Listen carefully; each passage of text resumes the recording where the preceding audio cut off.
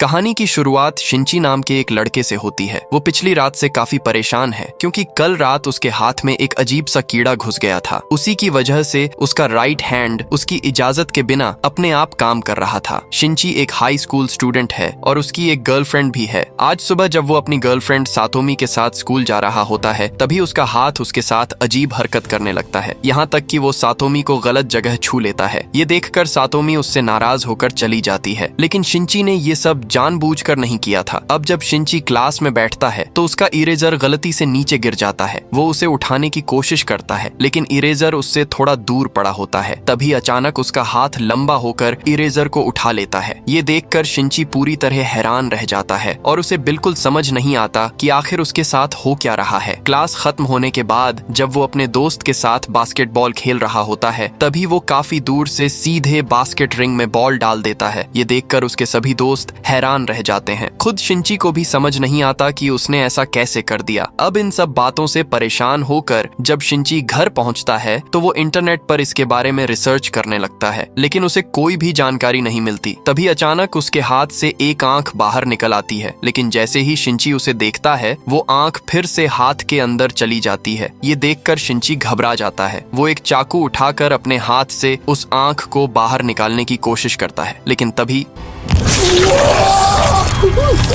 उसका हाथ एक बड़े से सांप में बदलकर उसे डराने लगता है और अगले ही पल वही हाथ एक छोटे से क्रिएचर में बदल जाता है। शिंची बुरी तरह घबरा चुका होता है। वो अपने हाथ से पूछता है, तुम कौन हो? तब उसका हाथ भी उसकी बात दोहराते हुए कहता है, तुम कौन हो? अब शिंची रोते हुए खुद से कहता है, ये मेरे हाथ को क्या हो गया है? शिंची अभी इसके बारे में कुछ नहीं जानता था, लेकिन इन सब की शुरुआत एक रात पहले ही हो चुकी थी, जब समुद्र की गहराइयों से निकले रहस्यमयी क्रिएचर चुपचाप शहर की तरफ बढ़ रहे थे। इन्हीं क्रिएचर को पैरासाइट नाम दिया गया। उसी रात एक आदमी अपनी पत्नी के साथ बेखौफ होकर सो रहा था। तभी एक एलियन पैरासाइट उसके कान में घुस जाता है। जैसे ही वो पैरासाइट उसके कान के अंदर पहुंचता है आदमी दर्द से तड़पने लगता है, लेकिन कुछ ही देर बाद वो बिल्कुल शांत होकर फिर से सो जाता है। इसके बाद हमें शिंची दिखाई देता है। वो कानों में हेडफोन लगाकर गाने सुन रहा होता है। तभी एक और एलियन पैरासाइट उसके कान में घुसने की कोशिश करता है, लेकिन हेडफोन लगे होने की वजह से उसे अंदर जाने का रास्ता नहीं मिलता। तब वो पैरासाइट शिंची की नाक के रास्ते अंदर घुसने लगता है, लेकिन नाक में कुछ घुसने की वजह से शिंची की आंख खुल जाती है। वो तुरंत उस पैरासाइट को पकड़कर दूर फेंक देता है, मगर वो पैरासाइट फिर भी उसकी तरफ बढ़ने लगता है। इसलिए शिंची डर कर एक बुक उठाता है और उसे मारने की कोशिश करता है, लेकिन तभी वो पैरासाइट उसके हाथ पर काट लेता है और वहीं से उसके हाथ के अंदर घुसकर उसकी बॉडी की तरफ बढ़ने लगता है। ये देखकर शिंची तुरंत एक रस्सी उठाकर अपने हाथ को कसकर बांध लेता है ताकि वो पैरासाइट उसकी बॉडी में आगे ना बढ़ सके, लेकिन उसके हाथ के अंदर होने की वजह से शिंची को तेज दर्द होने लगता है। दर्द इतना बढ़ जाता है कि वो जोर जोर से चिल्लाने लगता है। उसकी आवाज सुनकर उसकी मॉम कमरे में आती है। शिंची उनसे कहता है, मेरे हाथ में कोई कीड़ा घुस गया है, लेकिन जब उसकी मॉम उसका हाथ चेक करती है तो उन्हें वहाँ कुछ भी नहीं मिलता। उन्हें लगता है कि शिंची बेकार की बातें कर रहा है और वो वहाँ से चली जाती हैं। अब शिंची सोच में पड़ जाता है कि आखिर वो कीड़ा गया कहाँ। आज सुबह जब शिंची ब्रेकफास्ट कर रहा होता है तो उसे अपना राइट हैंड यानी वही हाथ जिसमें पैरासाइट घुसा था काफी अजीब महसूस होता है। इसके बाद हम उसी आदमी को देखते हैं जिसके कान में पैरासाइट घुसा था।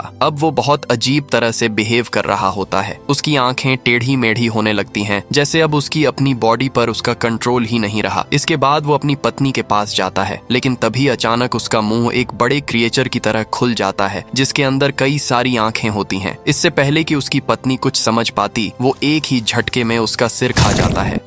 यहीं हमें पता चलता है कि ये पैरासाइट इंसान के कान या नाक के रास्ते उसके दिमाग तक पहुंचते हैं, फिर उसके दिमाग पर कब्जा करके पूरी बॉडी को अपनी मर्जी से कंट्रोल करने लगते हैं। अब वो आदमी टीवी के सामने बैठकर इंसानों की भाषा सीखने लगता है और इसी दौरान हम देखते हैं कि वो अपनी पत्नी की पूरी बॉडी भी खा चुका है। अगली सुबह जब शिंची नींद से उठता है तो वो देखता है कि वही क्रिएचर जो अब उसके हाथ से जुड़ा हुआ है उसका लैपटॉप और बुक्स पढ़कर इंसानों के तौर तरीके सीख रहा है। ये देखकर शिंची उससे कहता है, मैं हॉस्पिटल जाकर अपना हाथ कटवा दूंगा दूंगा और तुम्हें अपने आप से अलग कर दूंगा। ये सुनकर वो क्रिएचर कहता है, ऐसा करने से मैं तो तुमसे अलग हो जाऊंगा, लेकिन तुम अपना एक हाथ खो दोगे और मुझे पता है तुम ऐसा कभी नहीं करोगे। फिर वो शिंची से कहता है, मैं तुम्हारी पूरी बॉडी पर कब्जा करना चाहता था, लेकिन तुमने अपने हाथ को रस्सी से बांधकर मुझे आगे बढ़ने से रोक दिया, इसलिए अब मैंने सिर्फ तुम्हारे हाथ पर ही कब्जा किया है। अब हम दोनों एक दूसरे से जुड़े हुए हैं। वो आगे कहता है, तुम परेशान मत हो, मैं तुम्हें कोई नुकसान नहीं पहुंचाऊंगा, क्योंकि अगर तुम्हें कुछ हो गया तो मैं भी मर जाऊंगा। अब तक शिंची का डर थोड़ा कम हो चुका था, इसलिए वो उस क्रिएचर से पूछता है, तुम्हारा नाम क्या है? तब वो क्रिएचर जवाब देता है, तुम मुझे मिगी बुला सकते हो। अब जब शिंची स्कूल जाता है तो वहाँ मिगी ढेर सारी बुक्स पढ़ता है। इससे वो इंसानों के बारे में और भी ज्यादा सीखने लगता है। मिगी बेहद इंटेलिजेंट था। जैसे ही शिंची क्लासरूम से बाहर आता है, मिगी पास वाली क्लास में कुछ स्टूडेंट्स को फाइट की प्रैक्टिस करते हुए देखता है और उनकी फाइटिंग स्किल्स सीख लेता है। इतना ही नहीं, मैदान में तीरंदाजों को देखकर वो तीरंदाजी भी सीख जाता है। इसके बाद शिंची पेंटिंग क्लास में पेंटिंग बना रहा होता है। तभी उसकी गर्लफ्रेंड सातोमी वहाँ आती है और कहती है, पिछली बार तुमने गलती से मुझे गलत जगह टच कर लिया था, लेकिन अगर दोबारा ऐसा किया ना तो मैं तुम्हारी जान ले लूंगी। इतना कहकर वो वहाँ से चली जाती है। स्कूल से छुट्टी होने के बाद जब शिंची घर पहुंचकर बाथटब में नहा रहा होता है, तभी मिगी कहता है, मुझे तुम्हारी बॉडी को इन्वेस्टिगेट करना है। शिंची उसे मना करता है, लेकिन मिगी जबरदस्ती उसकी बॉडी को देखने लगता है। सब कुछ देखने के बाद वो शिंची पर हंसने लगता है। यहाँ हमें पता चलता है कि अब मिगी और शिंची के बीच अच्छी दोस्ती हो चुकी है और दोनों एक दूसरे के साथ रहना सीख गए हैं। वहीं दूसरी तरफ शहर के हालात लगातार बिगड़ते जा रहे थे। कई और पैरासाइट अलग अलग लोगों की बॉडी पर कब्जा कर चुके थे और अब वो इंसानों को मारकर खा रहे थे। ये खबर पूरे शहर में फैल चुकी थी, लेकिन किसी भी आम इंसान को ये नहीं पता था कि इन हत्याओं के पीछे आखिर कौन है। एक दिन जब शिंची मार्केट जाता है, तभी मिगी उससे कहता है, मुझे यहाँ आसपास अपनी तरह किसी दूसरे पैरासाइट का एहसास हो रहा है। शिंची उसकी बात को नजरअंदाज करने लगता है, लेकिन मिगी उसे जबरदस्ती एक रेस्टोरेंट के अंदर ले जाता है। वहाँ उन्हें एक आदमी दिखाई देता है जिसकी बॉडी पर भी एक पैरासाइट ने कब्जा कर रखा था। वो पैरासाइट एक नॉर्मल इंसान को मारकर खा रहा होता है। जैसे ही वो आदमी शिंची को देखता है, उसे एहसास हो जाता है कि शिंची की बॉडी में भी एक पैरासाइट मौजूद है, इसलिए वो शिंची को इंसान का मीट खाने के लिए देता है, लेकिन शिंची साफ मना कर देता है। ये देखकर उस आदमी को समझ आ जाता है कि शिंची की बॉडी में मौजूद पैरासाइट का उसकी पूरी बॉडी पर कंट्रोल नहीं है, बल्कि वो सिर्फ उसके हाथ तक ही सीमित है। ये बात पता चलते ही वो आदमी शिंची को मारने का फैसला कर लेता है, लेकिन उसके हमला करने से पहले ही मिगी समझ जाता है कि अब ये पैरासाइट शिंची को मारने वाला है, इसलिए मिगी तुरंत कहता है, ये तुम्हें मार देगा, जल्दी यहाँ से भागो। शिंची तुरंत बाहर निकलने की कोशिश करता है, लेकिन दरवाजा नहीं खुलता। तभी वो आदमी उसके पास आता है, अपना एक हाथ काट देता है और मिग्गी से कहता है, शिंची का हाथ छोड़कर मेरे हाथ पर आ जाओ। लेकिन अब मिग्गी और शिंची के बीच अच्छी दोस्ती हो चुकी थी। मिग्गी को भी शिंची की बॉडी पसंद आ चुकी थी, इसलिए वो उस आदमी का ऑफर ठुकरा देता है।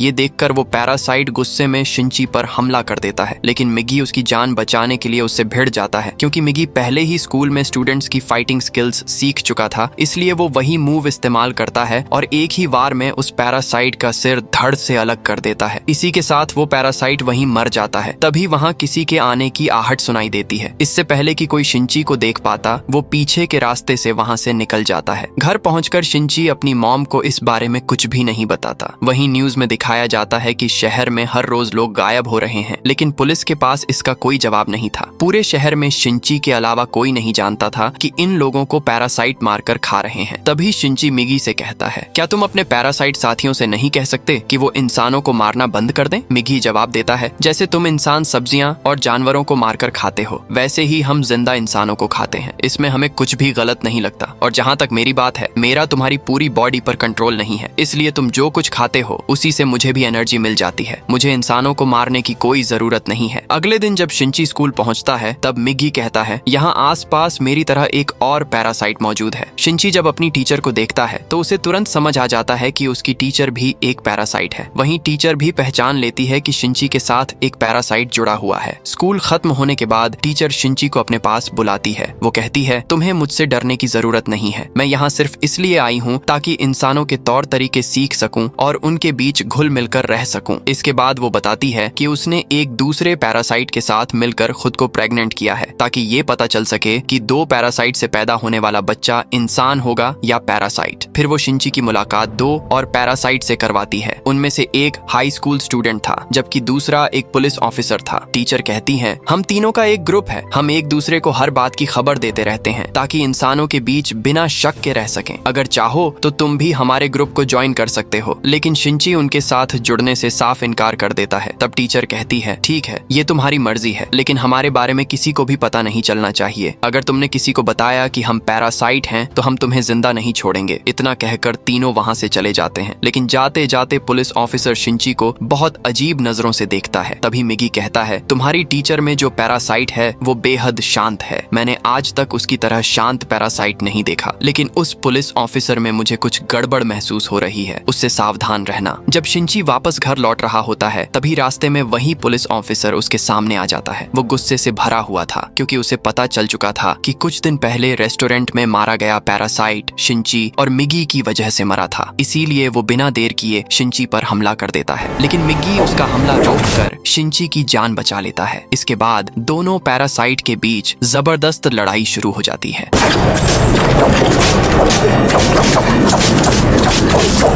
शिंची सही मौका देखकर आगे बढ़ता है और अपने दूसरे हाथ से एक लोहे की रॉड उठाकर पुलिस ऑफिसर के पेट में घुसा देता है, जिससे उसकी बॉडी से तेजी से खून बहने लगता है। क्योंकि वो पैरासाइट एक इंसान की बॉडी में रह रहा था, इसलिए बॉडी के कमजोर पड़ते ही वो भी कमजोर हो जाता है और वहीं गिर पड़ता है। इसके बाद शिंची वहां से निकलकर अपने घर की तरफ चल देता है। पुलिस ऑफिसर की बॉडी ज्यादा खून बह जाने की वजह से पूरी तरह जवाब दे चुकी थी, इसलिए उसके अंदर मौजूद पैरासाइट उस बॉडी को छोड़कर एक नई इंसानी बॉडी में जाना चाहता था। तभी उसी रास्ते से शिंची की मॉम गुजर रही होती है और मौके का फायदा उठाकर वो पैरासाइट उनकी बॉडी के अंदर घुस जाता है।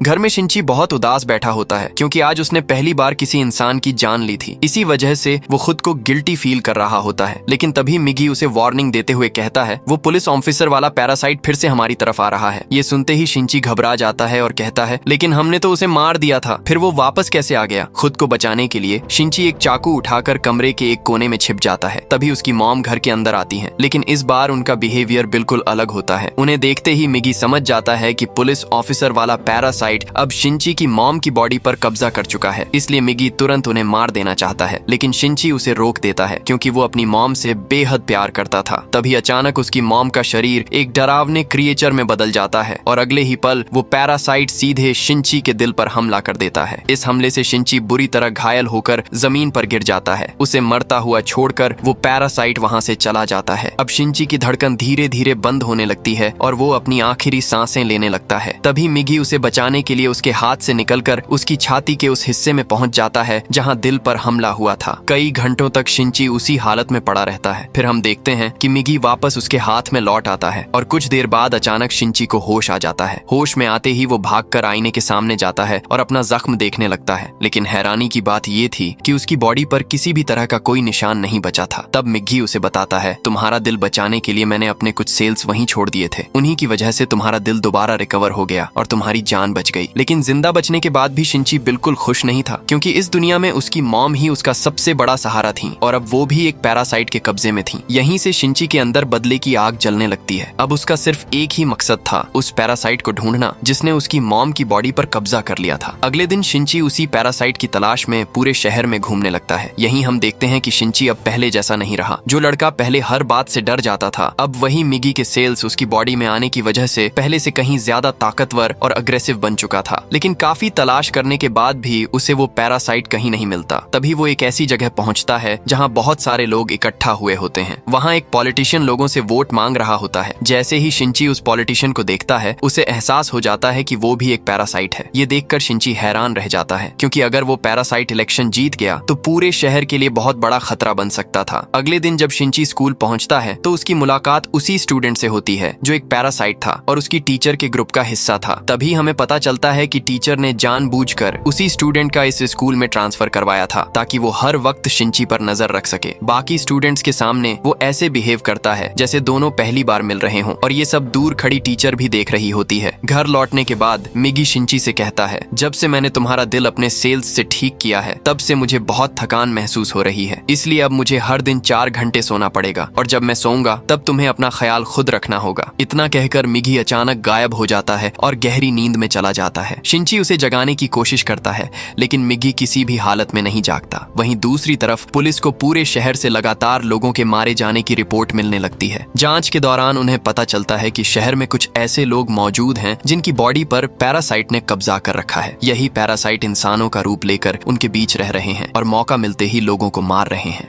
इस मामले की गहराई से जांच करने पर पुलिस को एक अहम सुराग मिलता है। उन्हें पता चलता है कि अगर किसी इंसान की बॉडी में पैरासाइट मौजूद हो तो उसके सिर का एक बाल तोड़ने पर वो किसी जिंदा चीज की तरह हिलने लगता है। पुलिस तुरंत ये जानकारी टीवी पर प्रसारित कर देती है। अब पूरे शहर को पैरासाइट पहचानने का तरीका मिल चुका था। अगले दिन स्कूल में सभी लड़कियां उसी पैरासाइट लड़के की पेंटिंग बना रही होती हैं। उनमें शिंची की गर्लफ्रेंड भी शामिल होती है। तभी मजाक मजाक में एक लड़की उस नए स्टूडेंट के सिर से एक बाल तोड़ देती है, लेकिन अगले ही पल वो बाल टेढ़ा मेढ़ा होकर किसी जिंदा चीज की तरह हिलने लगता है। ये देखकर वो लड़की डर जाती है। वहाँ मौजूद बाकी लड़कियों को भी समझ आ जाता है कि ये लड़का कोई इंसान नहीं बल्कि एक पैरासाइट है। अब उस पैरासाइट स्टूडेंट को भी एहसास हो जाता है कि उसका राज खुल चुका है, इसलिए वो बिना देर किए अपने असली रूप में आ जाता है और सभी लड़कियों पर हमला कर देता है। पूरी क्लास में चीख पुकार मच जाती है। लड़कियों की आवाज सुनकर शिंची उन्हें बचाने के लिए दौड़ पड़ता है। वहीं दूसरी तरफ पैरासाइट टीचर भी समझ जाती है कि उस स्टूडेंट का भेद अब सबके सामने खुल चुका है। इसी दौरान शिंची की गर्लफ्रेंड हिम्मत दिखाते हुए एक केमिकल की बोतल सीधे उस पैरासाइट के मुंह पर फेंक देती है। केमिकल लगते ही वो बुरी तरह जलने लगता है और पूरी तरह बेकाबू हो जाता है। अब वो सामने आने वाले हर इंसान पर हमला करने लगता है और एक लड़की को वहीं मार देता है। कुछ देर बाद जब शिंची वहां पहुंचता है तब तक वो पैरासाइट कई लड़कियों को मार चुका होता है। अब उसका अगला निशाना शिंची की गर्लफ्रेंड होती है। ये देखकर शिंची दौड़कर उसे बचाता है, पैरासाइट को नीचे गिरा देता है और उससे लड़ने लगता है। तभी वहां पैरासाइट टीचर भी पहुंच जाती है। जब वो देखती है कि इस स्टूडेंट ने कई लड़कियों की जान ले ली है तो उसे गुस्सा आ जाता है, क्योंकि उसकी इस हरकत की वजह से टीचर का राज भी दुनिया के सामने आ सकता था। इसीलिए वो वहां एक बम फेंकती है और तुरंत वहां से चली जाती है। लेकिन बम फटने से पहले ही शिंची अपनी गर्लफ्रेंड को उठाकर तीसरी मंजिल की खिड़की से नीचे छलांग लगा देता है। अगले ही पल ऊपर जोरदार धमाका होता है। हालांकि इस ब्लास्ट में भी वो पैरासाइट नहीं मरता, लेकिन बुरी तरह घायल जरूर हो जाता है। शिंची की गर्लफ्रेंड हैरान रह जाती है, क्योंकि तीसरी मंजिल से गिरने के बाद भी शिंची को एक खरोंच तक नहीं आई थी। अब उसे भी पता चल जाता है कि शिंची भी एक पैरासाइट है। उधर ब्लास्ट वाली मंजिल पर पुलिस पहुंच जाती है और पता लगाने लगती है कि धमाका किसने किया। लेकिन तभी वो पैरासाइट स्टूडेंट एक पुलिस ऑफिसर पर हमला करके उसे मार देता है और खुद को बचाते हुए स्कूल की छत पर भाग जाता है। तभी मिगी शिंची से कहता है वो स्टूडेंट अभी भी जिंदा है और उसने कई लोगों को मार दिया है। शिंची पूछता है वो इस वक्त कहाँ है? मिगी जवाब देता है स्कूल की छत पर। ये सुनते ही शिंची पास वाली बिल्डिंग की छत पर पहुंच जाता है। वहाँ वो एक लोहे की रॉड काटता है। फिर मिगी अपनी तीरंदाजी की स्किल का इस्तेमाल करके अपने शरीर से एक कमान बनाता है और उसी रॉड को तीर की तरह चलाकर सीधे उस पैरासाइट स्टूडेंट को मार देता है। एक ही वार में उसकी मौत हो जाती है। इसके बाद शिंची सीधे पैरासाइट टीचर के पास पहुंचता है और पूछता है तुम्हारे ग्रुप में जो पुलिस ऑफिसर था वो इस वक्त कहाँ है? टीचर जवाब देती है उसे तो तुम पहले ही मार चुके हो। तब शिंची कहता है मैंने उसकी बॉडी को मारा था, लेकिन उसका पैरासाइट मेरी मॉम की बॉडी में चला गया। अब मुझे उसे खत्म करना है। ये सुनकर टीचर उसे एक एड्रेस देती है और कहती है तुम्हें वो पैरासाइट वहीं मिलेगा। एड्रेस मिलते ही शिंची तुरंत वहाँ पहुँच जाता है जहाँ उसकी मॉम मौजूद होती है। कुछ ही देर बाद दोनों आमने सामने खड़े होते हैं, लेकिन अब उसकी मॉम की आंखों में कोई एहसास नहीं बचा था। पैरासाइट ने उनकी बॉडी पर पूरी तरह कब्जा कर लिया था। वो बिना कुछ कहे एक ब्रिज की तरफ चलने लगती हैं और शिंची भी उनके पीछे पीछे पहुंच जाता है। जैसे ही दोनों के बीच लड़ाई शुरू होने वाली होती है तभी मिगी को फिर से नींद आने लगती है।